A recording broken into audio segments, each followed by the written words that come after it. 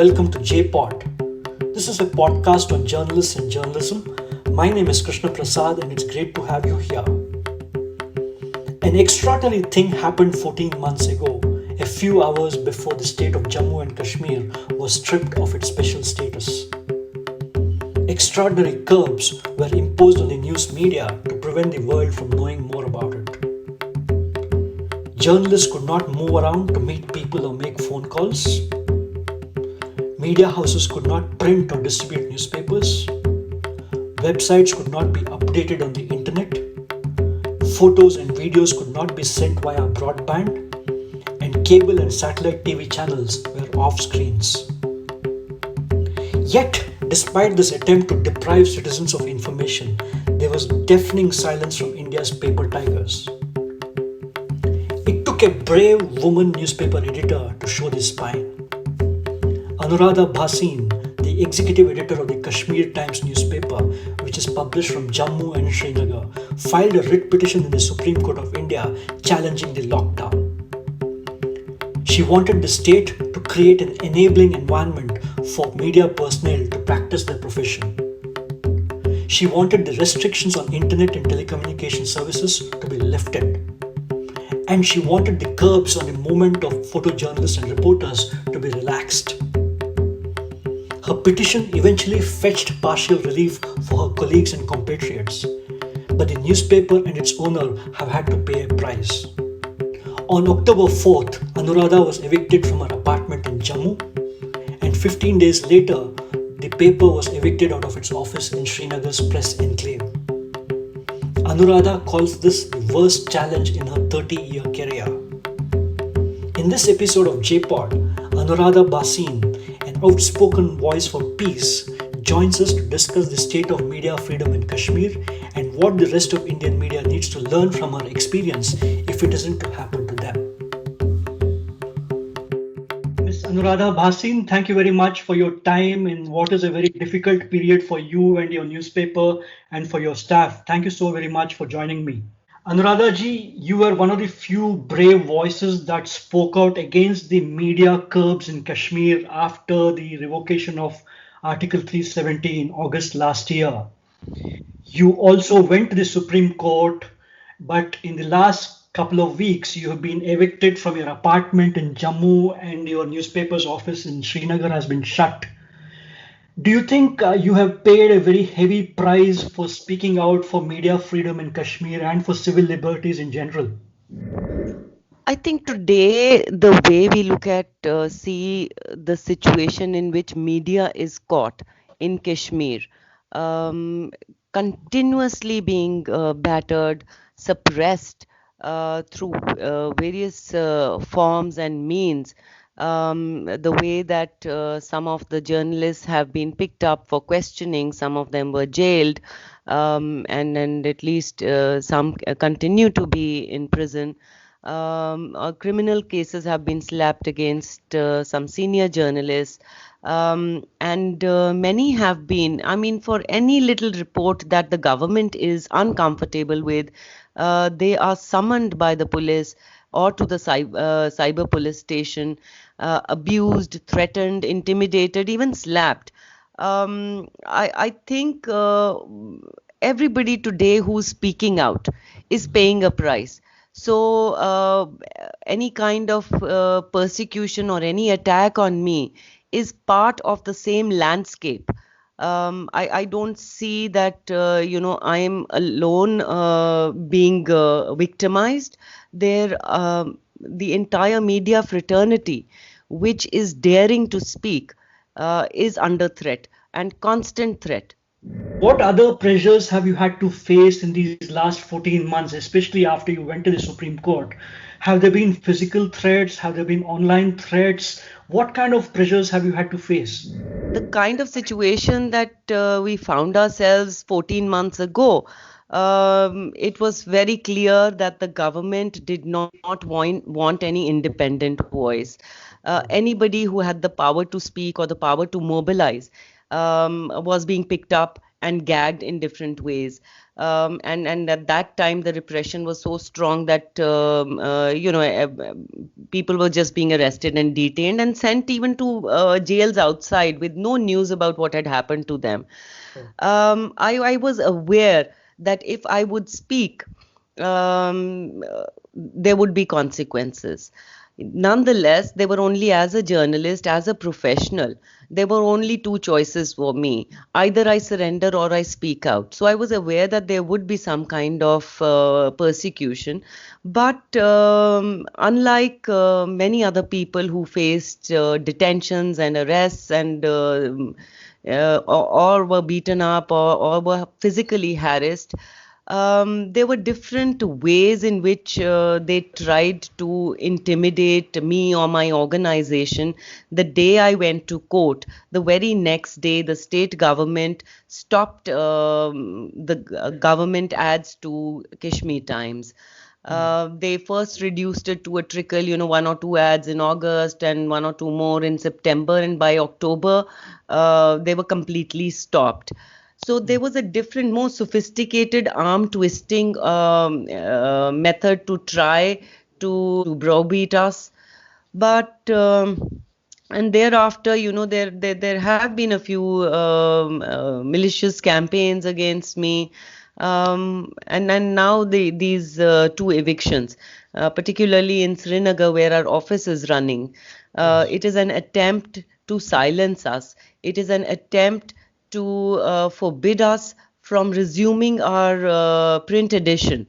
And these are things that are worrying. When you say that this is the way they have been dealing with other journalists, were you expecting something like this, or was this a kind of a googly that they bowled at you? Look, it's not entirely unexpected. Many journalists have gone through much worse. I mean, Yes. it's very humiliating to be called, and senior journalists have been summoned to police stations and have been questioned as if they are criminals.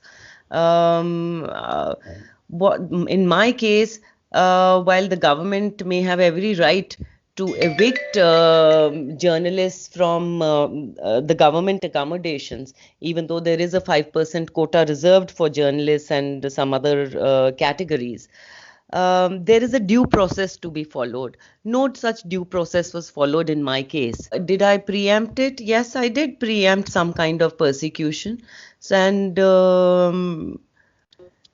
so I'm ready to face that, and but I am unwilling to bow down, and I'm unwilling to be silenced. Do you think they'll stop at this, or will they go forward? I That mean, I cannot say. That's for them to figure out. But I am not stopping. I hope to God that nothing worse happens. But I'm just asking and placing on record because this is really, of open season in a manner of speaking when it comes to attacking the media. Yeah, I'd like to say that they can lock up. I mean, they've locked up a building. So you put padlocks on that. You can't lock up voices. You cannot lock up ideas. They are going to emerge. And the more they beat us, the stronger we emerge. Because the stronger is the solidarity today I'm receiving.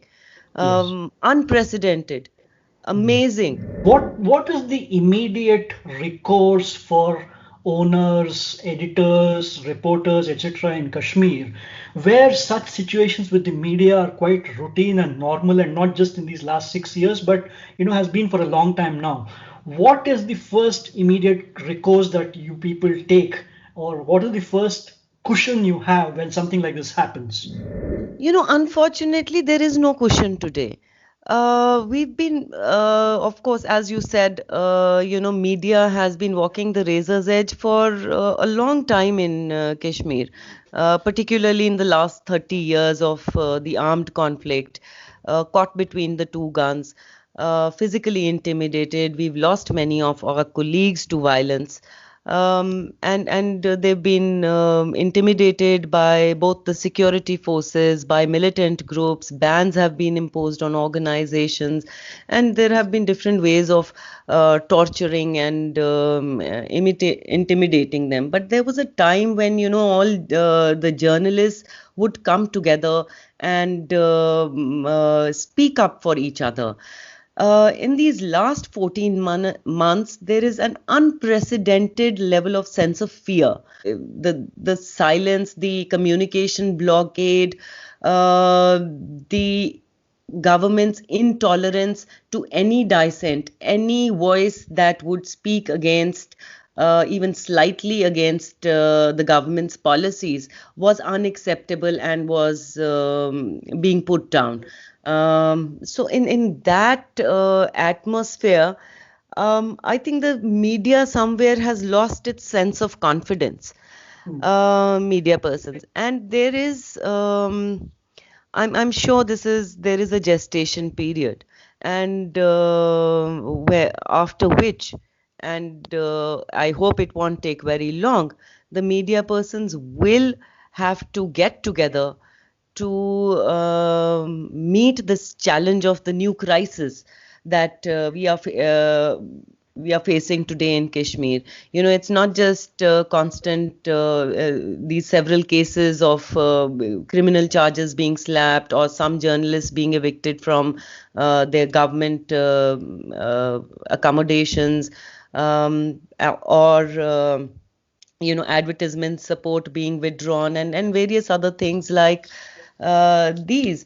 But there's also a media policy that the government has come up. No rules are framed, but the media policy itself is a stringent piece of work that seems straight from an Orwellian world, which disallows anybody to say anything without there is no system of accountability. If you are going to say something that the government is uncomfortable with and persecutes you in a certain way, there are no recourses if that media policy is to be followed, and any word could be construed as fake news or anti-national, and you could face criminal cases. That's the media policy for you, which hangs like a Damocles sword today, on the media's head.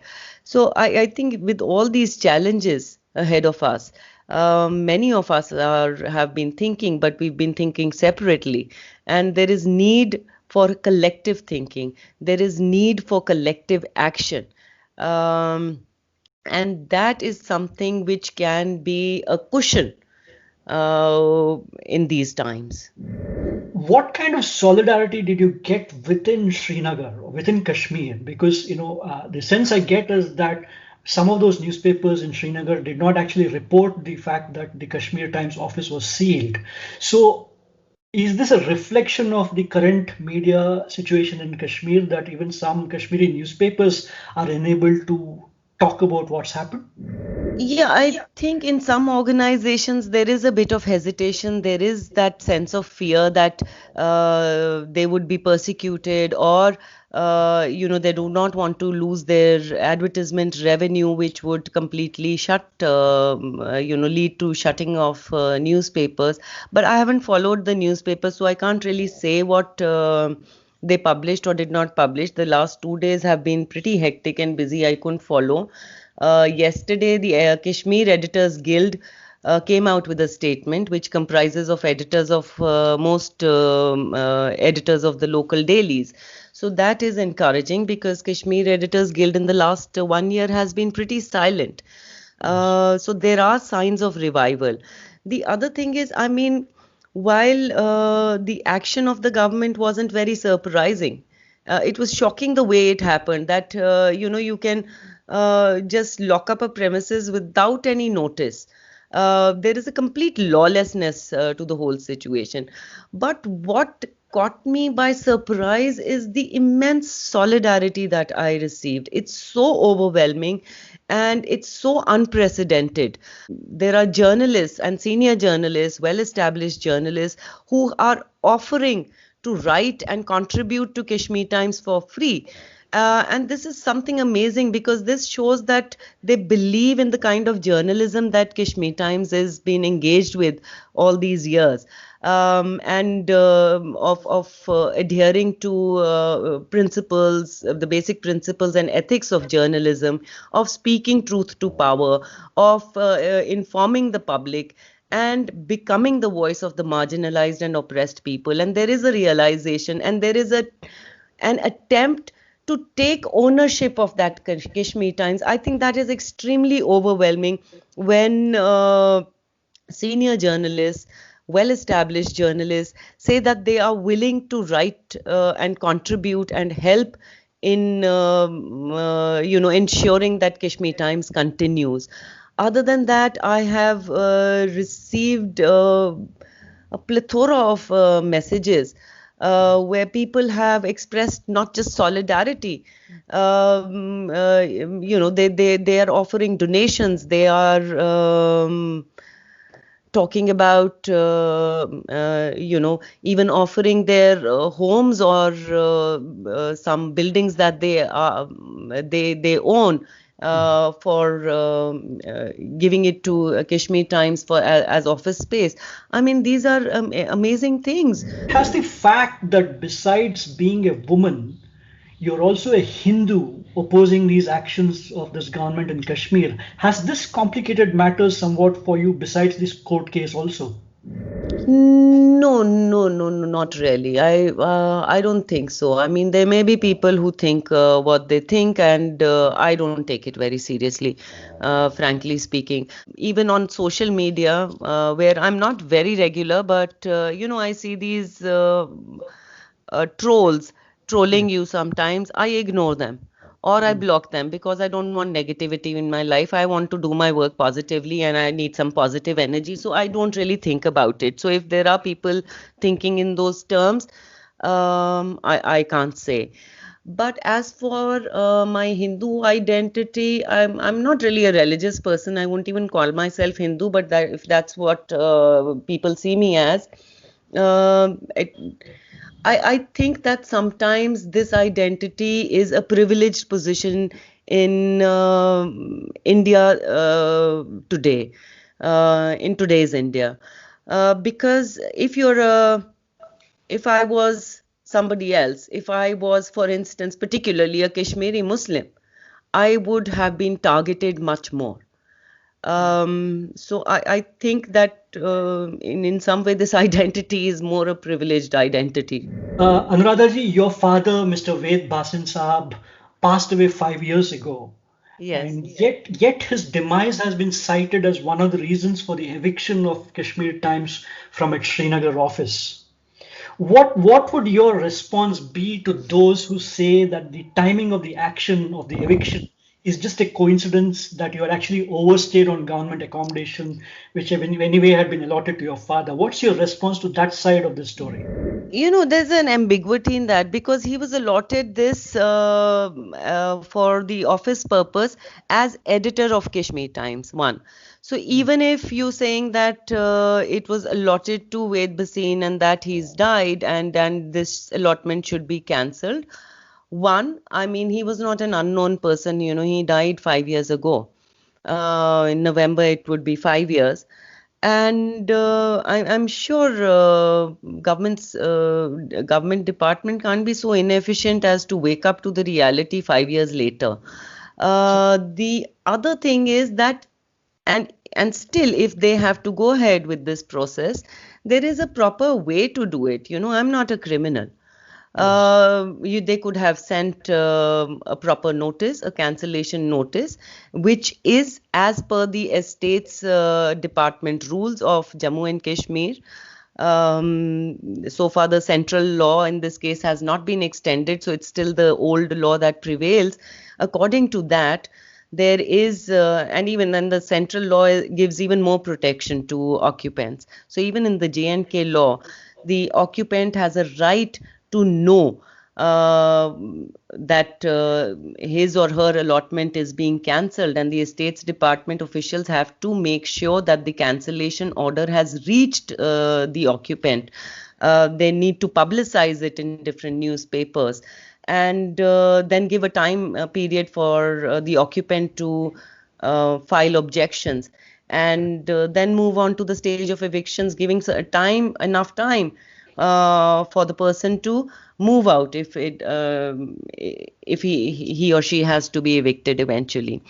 Now, if for the same accommodation in 2009, at that time also, it's not the first time that we faced persecution, but in 2009 also, there was, at that time, the government was unhappy with what we were writing, and they'd ordered demolition of our building, little extension that had been made with permission of the estates department, and eviction. So we had approached, but there was a proper order at that time. Things were working systematically. There was a method in place, even though there were attempts to censor and gag press, which happens in any part of the world, but there was a certain system being followed. So we got these orders. The orders were published and advertised in various newspapers, so that we won't miss it. And we went to court. We got a quashment order for the demolition. We got a stay on the eviction. And that was it. Today the system is just not working. There are rules in place and they are not being implemented. Precisely, because when you wrote about your home being ransacked a couple of weeks ago, I did see that you had very specifically spoken of these rumors of eviction, and that Yeah. really, is testimony to what's really happening in Kashmir to the media, where you have advanced knowledge. There is no attempt to clarify it, no attempt to seek accountability for it, and I can see where you're coming because there is a very clear lapse here, which is quite shocking. In both the cases, the the locks have been put on my house, and ownership of my belongings has been taken, of my organization's entire infrastructure. That doesn't belong to the government. Under Yes. what law? In fact, in this Jammu flat apartment that I had, where the estates department, without informing me, they broke open the laws. My belongings were there, and they allowed the new allottees to come in. And when I asked them, they've sent it to me in writing, saying, "We've made an inventory of your things, and these are kept in one room." And which wasn't true, because I saw these people moving my things and throwing them in one room. But we've made an inventory of this, and these have been kept under the custody of the new allottee. Now, which law says, you can hand over somebody's belongings to some random person? um it's quite bizarre. Course, the Kashmir Times is published both from Jammu and from Srinagar, and what we are talking currently is the closure of the Srinagar office. I'm trying to understand from you, how has this closure day before yesterday affected the operations of Kashmir Times, especially the Srinagar edition? From what I understand, the paper's Srinagar edition has not been printed for several months now because of COVID and the aftermath of that. But how specifically has this closure affected you now? Right now, it's not impacting us as much, because in a place like Kashmir, you're ready for emergencies all the time. Particularly in the last 14 months, how journalists have tried to work around the restrictions, whether it is physical restrictions, whether it was a communication blockade, and then followed by the COVID, and how people have been working from home and all that. So you can work from, and today's world, if you have technology, a bit of technology, you can still manage. And as long as it's continuing as a bureau office, it is fine, it is workable. But once we resume printing, it would be difficult, because you need proper infrastructure, you need a proper space for all the technical sections that are involved into the making of a newspaper. I'd just like to clarify that last year we were impacted because of the financial distress. The advertisement support had been withdrawn. As it is, the last few years, it's been a constant struggle. because our revenues were being choked in different ways. And in the last 1 year, the economy of Jammu and Kashmir has slumped, which also impacted market for private advertisements. Added to that, COVID further hit that. So when COVID happened and the hawkers were not circulating newspapers, we decided to suspend both the Jammu edition and the Srinagar edition for some time, hoping to resume both. Uh, a month later, we decided to resume our both the editions, but we were unable to do so because of a financial position. So gradually, we tried to bring back on rails the Jammu edition. It took a little time, first it was erratic, and then the last 3 months it's been pretty regular. And now we were thinking of resuming the Srinagar edition print. So, when we at a time when we are deciding to do that, this the lack of an office space Yes. will definitely make a difference. Was this action against Kashmir Times only against Kashmir Times in the sense of accommodation and overstaying accommodation, or have there been other companies and agencies which have been affected? I read somewhere that the office of Kashmir News Service too has been sealed. But do you know of any other media outlets which have been, targeted or which have been spared of similar action despite being in occupation? No, you're very right. Last week, this Kashmir News Service office was sealed, and last year, Yeah. when there was a stringent lockdown in place sometime in ending August or beginning September, don't remember very clearly, but there were three journalists who were evicted out of the government accommodation that they were living in, that they were using as their residence space. And we didn't get to hear about these things because there was a lockdown. They were not talked about. There was nobody expressing solidarity at that time. So they were just evicted and given about 1 or 2 days to leave. And the thing is that, um, according to these estates rules, there is a 5% quota for journalists, for freedom fighters, and for former legislators. Now, it has been done to, in the case of journalists, is to ensure that there is free media. It is to encourage media involvement and media participation, because media houses in Jammu and Kashmir do not have that kind of industrial backing that you see with the big newspapers and the big media industries. They are financially not very well off. So these were some of the support mechanisms that helped media to survive. It's not just Kashmir Times or KNS or some of those journalists who were evicted out last year who are availing of these benefits. There are many, many journalists and many news organizations that are functioning out of government accommodations today. So my question is, why is there a pick and choose? Yes. What really do you think they're seeking to achieve by this action? What do they want you to do? I don't know. I mean, it's just to scare me, intimidate me, keep us involved in maybe just struggling to find a space to work from, so that I cannot focus on what I want to speak. And at the same time, showing me the way, that you not just evict me from a building, you take away the things that were inside, is to enter our very private spaces, and trying to um, you know show that show who's the boss. I mean, in that sense, the case in the Supreme Court, I suppose it's now kind of infructuous because the media gag has been somewhat lifted. But really, that seems to have just touched the wrong chord in a lot of people, seeming. I mean, even though that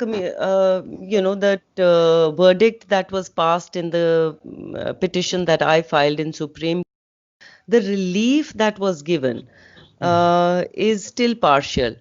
I mean, the mobile internet is still not working at 4G speed. It's only 2G. And it is impacting not just media persons, but any professional in any field, because today's world is so much dependent on internet. But it did. I mean, even to have given this much is something that maybe the rulers of the day didn't want to do that. Well, hats off to you for your courage for that litigation anyway. But surely, Anuradha ji, you must have your sources within the government in Srinagar, and I'm sure you have a long relationship with many of these government officers. Where do you think this action against you has come from? Has this been just the action of the Estates Department in Srinagar, or did these orders come from Delhi, or what do you think or what do you suspect? I can't say whether they were from Delhi or from within J&K, but there's obviously somebody much higher, at a much higher level than the Estates Department, you know. Yeah. Otherwise, there won't be flip-flops. The kind of statements that they keep coming with, I've been watching the last 2 days, because I think they didn't kind of anticipate the kind of solidarity and outrage that there would be over the ceiling of our office building. Yes. So there have been different statements, you know, to some journalists, they said that there was, they had already handed over the possession to us. To another, they said that this was not an office building, this was the residence, and we haven't sealed the, you know, so there were different statements that they were making. So the lack of preparedness itself shows that there was something, you know, that was coming from the top. You keep talking to the sources, and that's the feedback that we get. You know, it's from somewhere higher up. Now, I can't exactly pinpoint where exactly this higher up is. You know, in most states in India, politics and journalism are very closely intertwined, and government advertising, government accommodation, etc., etc., everything provided by the government is a bit of an Achilles heel. And I think what you notice in your case in particular, but generally speaking, is that the government knows how to squeeze this, you know, at an appropriate time. I'm trying to understand from you, do you find this whole business of government advertising, government housing somewhat incongruent with the aspirations of media freedom? Yeah, of course it is. Of course. And you know, often, very often, people are left between the choice of whether they give up these benefits or they give up, you know, their dreams of pursuing the right kind of journalism. So I think it becomes a difficult choice. Ideally, this situation shouldn't be there. And since the situation has now is something that we are facing today, I take it as an opportunity. I take it as an opportunity because it prompts us to seriously think about alternate models of survival. And I think if it works, if we are able to plan something, come up with innovative ideas, plan something and implement it, I think it would be a wonderful opportunity, and I should be thanking the people who tried to suppress me. Would you propose this kind of a model to other colleagues of yours in Srinagar and Jammu, or is this just a personal decision? This is just a personal decision, and it's in its infancy. It's just in the thinking process. Yes.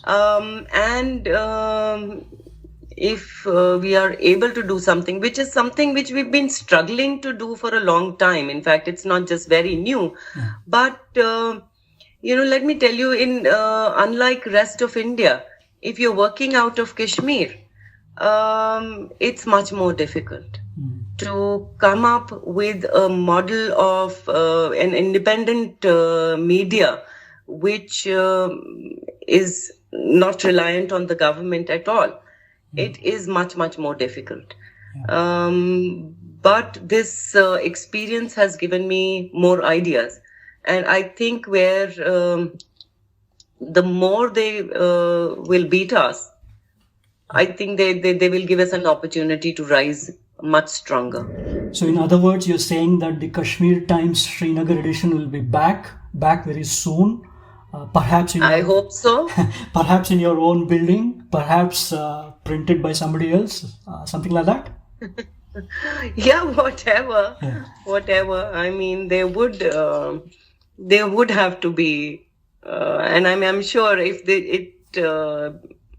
there is a way ahead, I'll share it with you Sure. whenever it becomes more successful. So you and your family has been in journalism for a long time. Kashmir Times was set up in 1954 as a weekly. It became a newspaper, a daily newspaper 10 years later in 1964. Anuradha ji, how does media freedom in Kashmir today under the BJP government compare with media freedom in the past under the Congress or any other non-Congress, non-BJP formulation? Right from the very beginning that Kashmir Times came into existence, or even before, it had to struggle to be in existence, because at the time that my father wanted to start the newspaper, his earlier newspaper had been banned and he wanted to start a new one. And at that time, Sheikh Abdullah's arrest, he had been very critical of, which was not liked by the government of the day, whether it was the government of Jammu and Kashmir or of Delhi. And in Kashmir, politics has often been so controlled by New Delhi. So there was always this control. And media freedom was often discouraged. So that journey was extremely difficult, because then he had to shift out from Kashmir to Jammu to actually start a newspaper and get it registered here. So and ever since there were many phases and many struggles that he had to go through, which I don't need to elaborate here. But I'd like to particularly focus on the last 30 years, and then the last 30 years of this journey, which I have also been part of.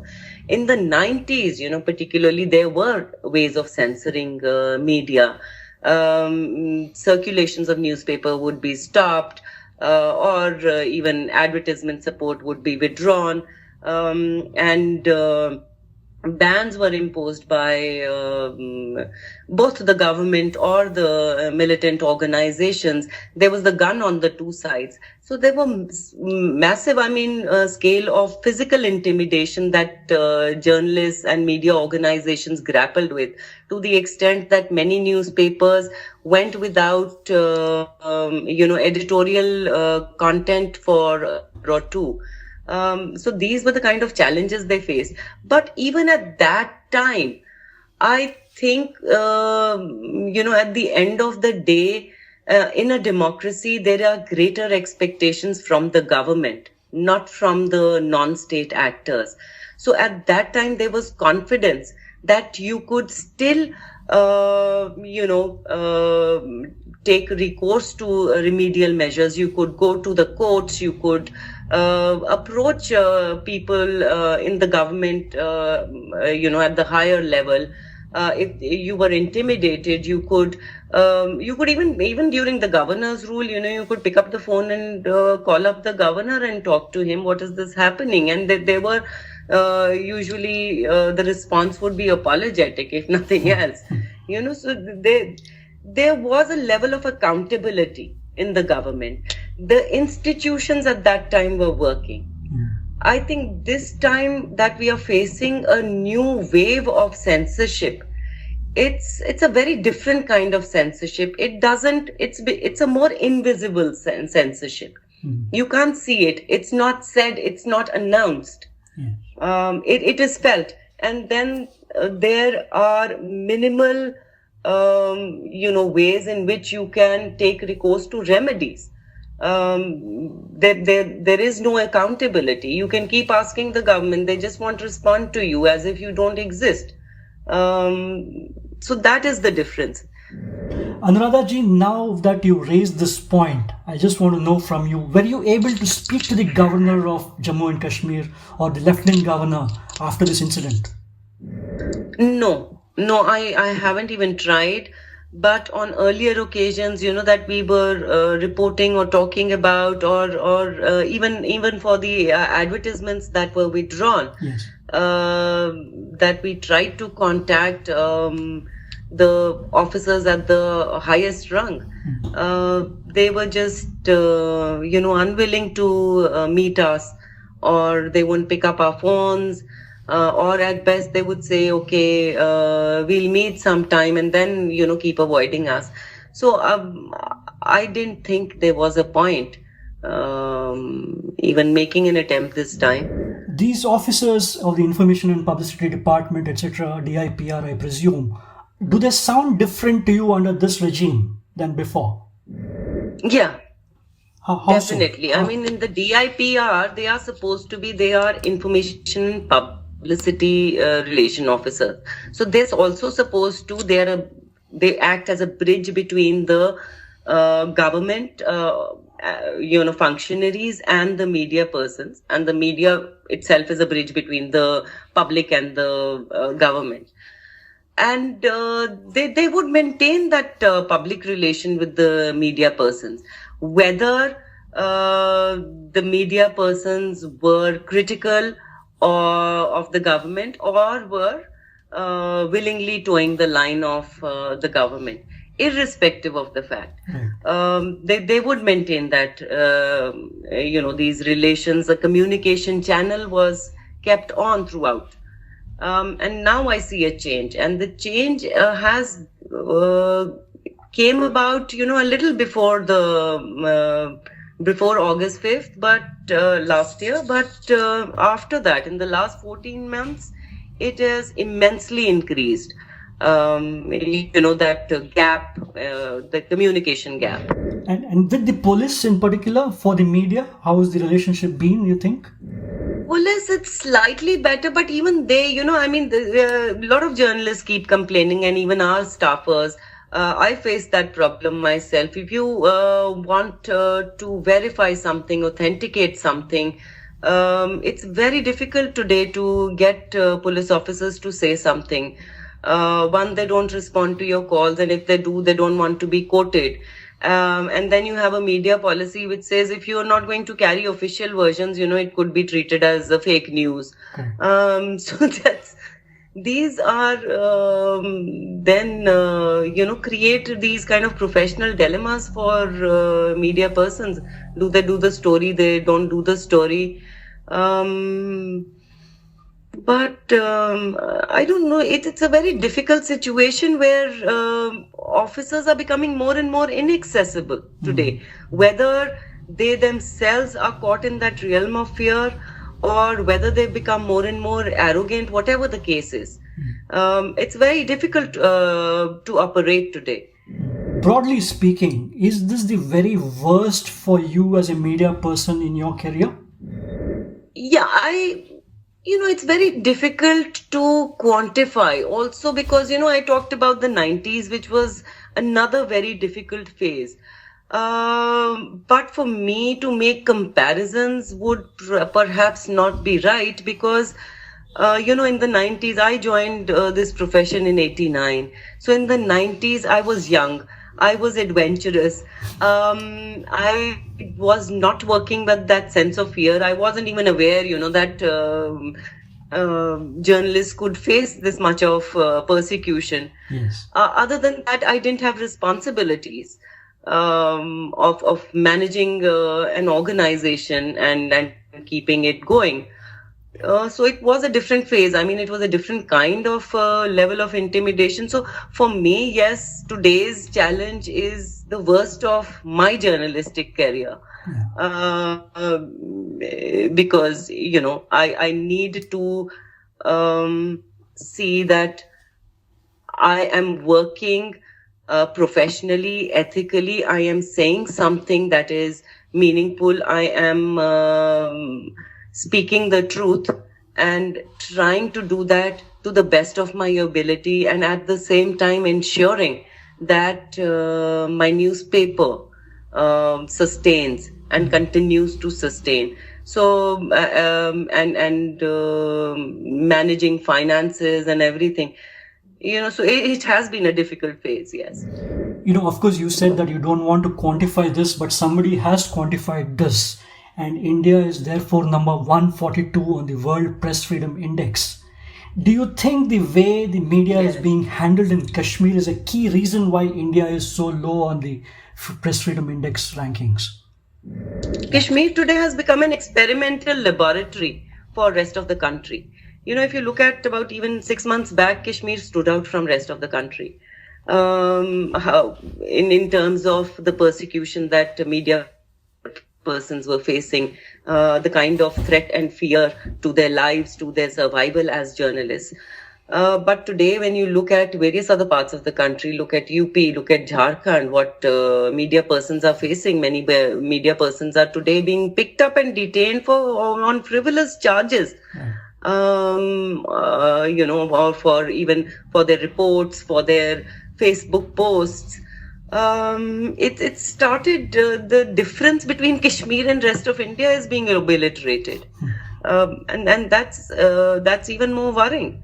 And in fact, I would say for years we've been saying it's also, not that I want to say that I told you so, but media in India, by and large, has not spoken for Kashmir in the last several years in the way it should have.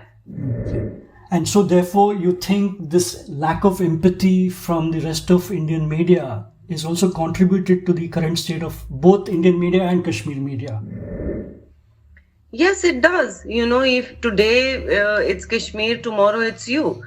So it's as simple as that. Absolutely.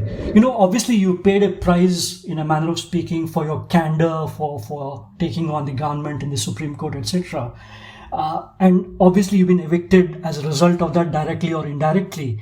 But from within the government in Kashmir or from officers, are there people who actually say, thank God, Anuradha ji, you spoke up? Yeah, sometimes secretly, several, even government employees. Yeah. Or even those who are scared to speak out openly, privately, they do say yes. Yeah. Good spoken up. Yeah. The penultimate question, the action against Kashmir Times is obviously intended to send a signal to the rest of the media in Kashmir. Of course, to the rest of the media across the country, I could argue, but surely within Kashmir. I want to know what signals do you think your colleagues and compatriots in Srinagar and Jammu will pick up from what's happened? What do you think they will do going forward? Will they buckle in furthermore because of economic and other reasons, or will they stand up, or will they be forewarned? What do you think is likely to happen amongst your colleagues? I think a lot will also depend on how we handle the situation. If we are able to, as I said earlier, can I turn it into an opportunity? Think of something more innovative, a better, and discover a better model for existence. I think it would be something that would encourage media persons, across the state, not just in the valley. So a lot depends on how we are able to negotiate with the situation. The other thing is that you cannot batter. It's humanly, it is against the laws of nature. You cannot continue to batter media or anybody else for a prolonged period. Beyond a point, they will respond in a different way. Well, clearly with what has happened, there is no likelihood that your apartment or your office will be given back to you unless there is a change of government, I presume. But what is your now immediate course of action, future course of action, besides, of course, these options you're talking about? Are you planning to go to court on this? Are you planning to seek some other recourse? What is the action? We'd already approached the court based on those rumors that we heard, and because the Estates Department was not coming out with a clear answer when we approached them. So we'd already approached the court of the Deputy Commissioner, where an order is pending. Hearings have taken place, and we've been awaiting that for the last 6 days. I think the judgment was reserved. So let us see. From that, we could go to a higher court if need be. Other than that, we have to look for an alternate space, and make alternate arrangements for everything else. And that's the next course of line. What finally, Anuradhaji, will your message be to the Indian media, to journalists, to anchors, to reporters, to media organizations and owners? What is your message given what Kashmir has gone through, generally speaking, in terms of media, and what you specifically have gone through in these last couple of weeks? What is the one-line thing you would like to tell them and tell us, really? I'm just recalling something that my father said, and it sounded funny, and today I think it makes a lot of sense. Is that, there was a time when I talked about 2009 when the government had ordered the demolition of our office building and eviction and all that. Yes. So my father was, as usual, that unbending that he was. So he said, let them take away everything. And I'll handwrite a newspaper and paste it on the wall. Those who have to read it will come and read it there. So what I'm trying to say is, today, when I reflect on that, what I'm trying to say is that it's important to save your organizations, save your platforms, but more important is to save your voice. If you have your voice, the platforms will come back to you. If your entire energy is focused on saving the platform at the cost of killing journalism, at the cost of killing information, at the cost of killing truth, I think we are on the wrong path. Well, that's beautifully said. Thank you very much, Anuradhaji, for your time. Do rest assured that there are many of us in the media in mainland India who stand in solidarity with you, both with your stand in the Supreme Court and now so. So thank you very much once again for joining me, and I'll see you soon. Thank you. Thank you. Thank you.